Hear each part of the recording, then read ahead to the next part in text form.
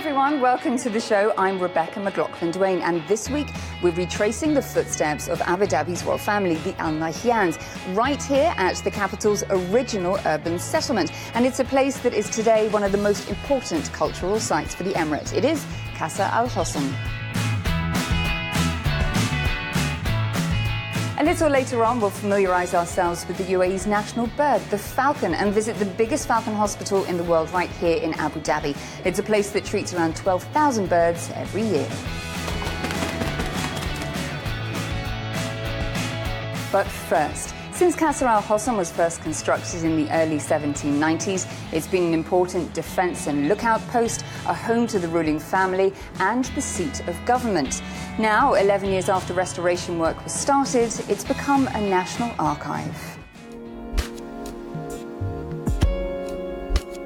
Pinpointing the place where Abu Dhabi transitioned from a tribal community reliant on fishing and pearling in the 18th century to the metropolis we see today is Qasr Al Hosn.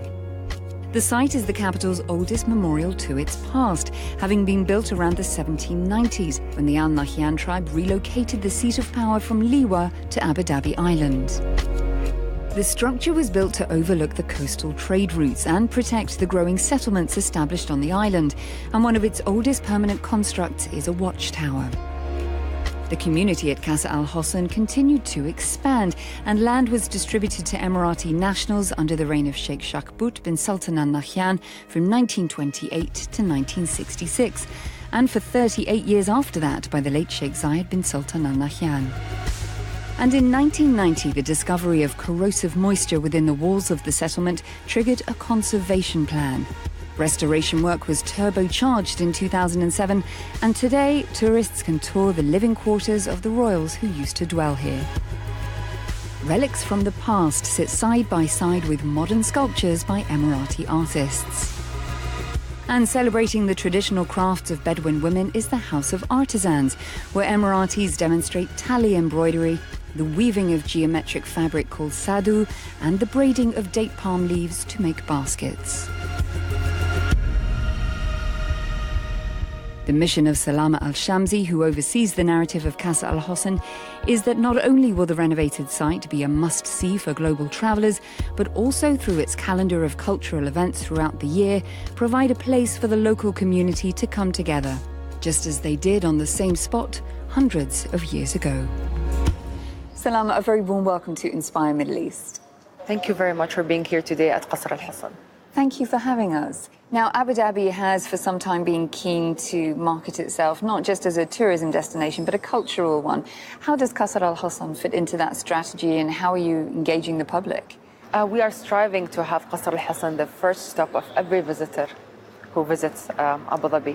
And as you can see, the Qasr Al Hosn today tells the story of the development of Abu Dhabi city as a political place, but also as a community place, and also as a place that brings people together. With so many experts having worked on this site for the past 11 years, not least the archaeologists, what were some of the most fascinating artifacts or treasures that were unearthed? We do discover, like sometimes even on a daily basis, like beautiful, beautiful, beautiful archaeology material. One of the highlights of me since I joined Qasr Al Hosn was finding a well just 2 weeks before the opening. And it's actually on the other side of the fort, and it's well protected and preserved beautifully. Did you make a wish in the well? This is a tradition from the West. Well, I do believe in wishes as well, so I will go together and make a wish later. But I don't imagine that the development and restoration of a site like this was without its challenges, right? Well, as you can see, like the oldest building here is the watchtower, the historic watchtower, which was built in the 1760s to protect the settlement.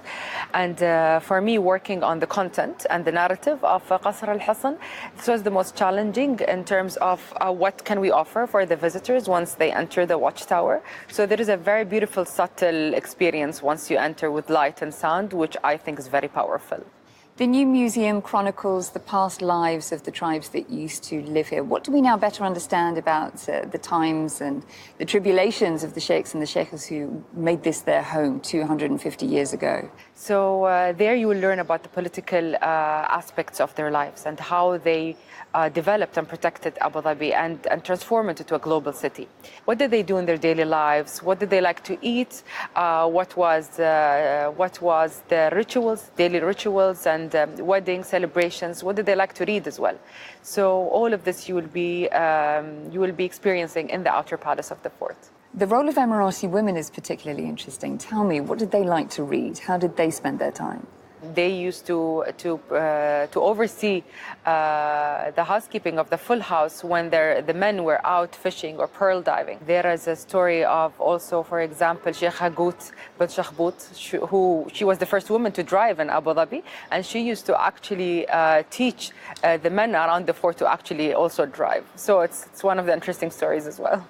A majlis has been restored here, and it's a place where hundreds of years ago issues of the community would be aired in front of an audience with the tribes, the royal family.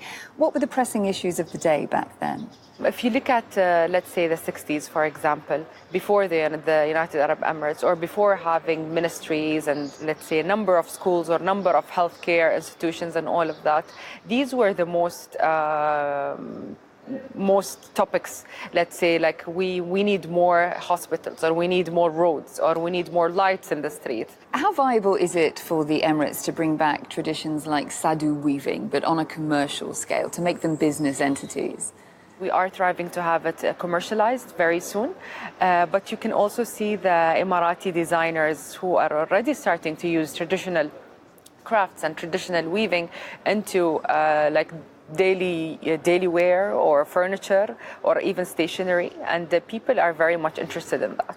Salama, it's been a pleasure. Thank you so much for speaking to me today. It's my pleasure indeed, and thank you for coming to Qasr Al Hassan.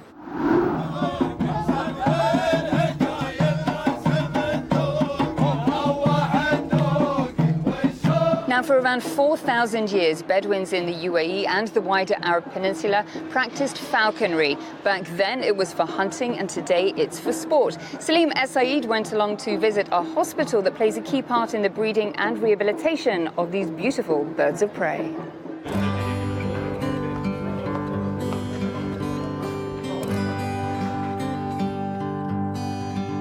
Meet 8-year-old Falah, a sacred falcon who's visiting the unique Abu Dhabi Falcon Hospital. She's brought in by her trainer Jassim Al-Hamadi after she broke some feathers in a bird fight the day before, losing her ability to properly fly. Yet with a process called imping, specialists measure a replacement feather for size and color, which allows her to spread her wings balanced once again. Jassim says he brings Falah here because family deserves the best care. At the end of the day, the falcon is a part of you. It's considered like one of your children. So the most important thing is that their treatment is the right one from the right doctor. At the hospital, trainers can treat their falcon to a trimming session to sharpen their claws and beaks, improving their ability to catch and eat their prey. But also for more complex procedures, such as endoscopic surgery, to remove worms found growing in falcons' lungs. Dr. Margit Müller, a veterinarian originally from Germany, says that the establishment of a hospital like this nearly 20 years ago has allowed falcons to recover from ailments they couldn't before, such as diseases or physical injuries that would normally result in their death in the wild. Well, the old lifespan was between 12 to 15 years, but because we are conducting all these routine examinations, now we have falcons that are already 18, 19, 20 years old. The hospital is the largest institute for falcon medicine worldwide. With more than 100 staff members, they treat thousands of falcons a year. They also rehabilitate other injured birds of prey and have their own aviary, with a hotel where parakeets and other exotic birds can shake a tail feather to musical melodies. Yet as a result of urbanization, falcons have been electrocuted by power lines, starved due to herbicides killing their prey, and are even contracting human infections, contributing to what is placing the sacred falcon, revered in the UAE, at risk. Falconry is one of the factors helping sacred falcons like this one get off the endangered species list. And in the Gulf, the practice of training these birds is an important part of their heritage. For thousands of years, people from the region used falcons to hunt for survival. Yet today, competitive racing has taken off as a popular sport. encouraging the breeding of falcons and their release back into the wild. I traveled to meet one trainer who has been working with falcons for more than 35 years. Between the cooler months of September to March, and at the crack of dawn, Khalifa Al-Kandi takes his cast of about 100 falcons to these sandy fields in Dubai for conditioning, to build strength and, of course, speed. His falcons compete in about 6 races per year, and their training is intense, using drones and remote control planes to give a technological boost and develop their workout. Like any athlete, their food intake and weight is monitored. Each falcon has a device attached to them which records their speed and distance to document the progress of their training. In addition to spending time, Khalifa also has to spend money on falcons, which he buys from breeders in Europe known for their quality birds. He says their cost can range from $1,000 to $100,000, but it's worth it at the end. It's the happiness we get from winning. So once I feel I won and I'm happy, I forget all the work I've done the whole year, and I forgot all what I spent. Khalifa is subsidized for the falcons he purchases as a member of a government team. He trains both Saker and peregrine falcons, common to the UAE. The peregrine is considered the fastest bird on the planet that can travel more than 300 kilometers per hour while diving. And paired with a vision to spot prey from more than a kilometer away, they make dangerous predators, but also fierce racing competitors.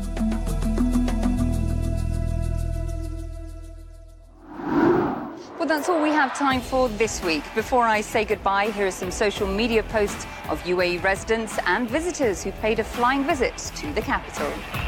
Niall from the Philippines uploaded this photo of Qasr Al Hosn at dusk, saying that the venue was the perfect harmony between the past and the present. And UAE resident Glenn from England took this snap with a hawk called Villain following a training session in the desert.